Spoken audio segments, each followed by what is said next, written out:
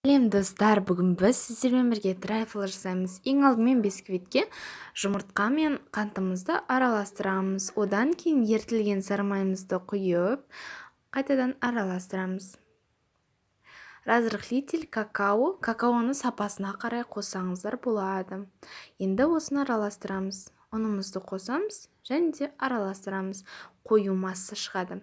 Енді үлкен осындай формаға сұйық майымызды щеткамен жағамыз және де массамызды құйып 180 градуста 20-25 минуттай пісіреміз. Мінекей бисквитіміз пісті.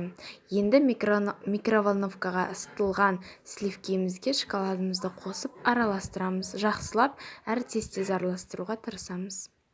Енді трайфлымыздың бисквитін осындай трайфлға арналған арнайы формаға бисквитімізді қолмен сақтап отырып саламыз. Мороженое кремімізді трайфлымызға қосамыз. Ингредиенттерін описаниеда қалдырып кетемін. Енді осы кремімізден қоса холодильникте 20-25 минуттай қойып қоямыз. Суытылған шоколадымызды үстіне саламыз. Енді өздеріңіз қалағандарыңызша әсемдейсіздер. Одан кейін тағы да холодильникқа салып қойсаңыздар болады. Астарыңыз дәмді болсын.